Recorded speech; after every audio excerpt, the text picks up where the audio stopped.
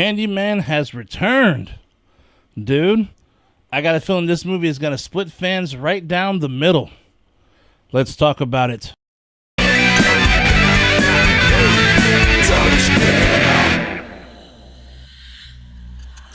Candyman, directed by Nia DaCosta.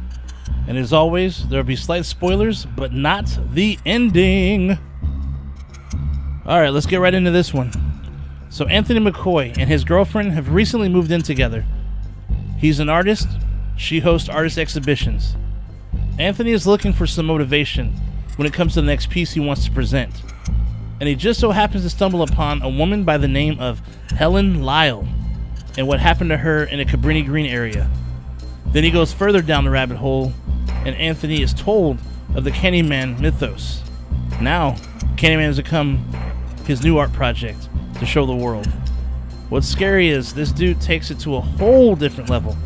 At the art exhibit, his piece has a mirror, and in front of it says, "Say his name 5 times." Now mind you, the mirror also opens, and inside shows the history of the now closed off Cabrini Green. Of course, some people are curious to say Candyman 5 times, right? Anthony continues to learn more about Candyman and Cabrini Green. At one point, he gets stung by a bee, and the sting gets worse as each day goes by. Anthony becomes obsessed with Candyman, creating drawings and at times seeing himself as Candyman in the mirror. Can this guy snap out of this trance before the badass man with the hook makes him his next victim? Alright, so first off, this movie, in my opinion, was hella good. This is definitely a direct sequel to the first film. There are some great tie-ins and connections between the two movies that work really well. I kind of have to tiptoe around the story because I don't want to spoil anything. But one thing I can say is some of the death sequences are pretty sweet. Sweet for the sweets. Anyhow, yeah, it's definitely got some blood in it, man. Woo! But what makes it nasty is you can only see Candyman through mirrors or reflections off glass when he's killing someone. So without that, it looks like an Invisible Man just working fools, like pulling people, and you just see bodies just going all over the place. It's really sick. But something I'm also happy to report is that, like I said, this is not a reboot. The OG Candyman is acknowledged in a very badass way. And might I also add, this movie flies by at an hour and 30 minutes. No dull moments. Some really great surprises for those who have seen the original. I think people who are real fans of this are going to freak out when they see the way things tie in together.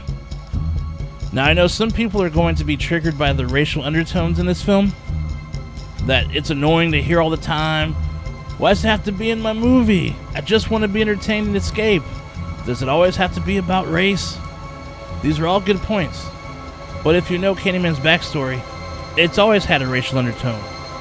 A black man killed because he was in love with a white woman and murdered because of it, and not just killed, but in such a heinous manner. This story was built on racial undertones from the beginning. So, I mean, not gonna get too preachy, but just one last thing I gotta say. Racial tension has been high back in the 90s when this film came out, up to now. The difference is there was no social media back then, only TV, radio, and newspapers. Now, we have those as well as the internet. Twitter, Instagram, YouTube, you name it, we got it now. So it's more accessible than ever. So now it's more in our face more than ever. So in this horror movie, it may not be for everyone, but the good news is there's plenty of other great horror films out there to enjoy. And I've done many reviews of all sorts of horror movies, so please subscribe. But honestly, mostly what I enjoyed about this film is its simplicity. A real easy one to digest. I give this one 4 out of 5 severed fingers. Many aren't going to agree with this score, but putting aside the racial shit, this is really a fun, well-made film. But you can let me have it all in the comments down below now, man. I understand if you disagree. Just go ahead, let me have it. But anyhow, thanks for taking the time to watch my video. Be sure to like and subscribe, because on the Don't Split Up channel, hell has never been so cool. Shanasty out. Shanasty out. Shanasty out. Shanasty out. Shanasty out. Shanasty out. I'll see you soon. Would you steal a car? No. Would you steal a computer? No. Would you steal a purse? No. Would you steal a TV? No. Have you subscribed to the Don't Split Up channel yet? No.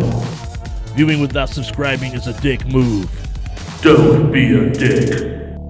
Subscribe. Click and subscribe. It's free.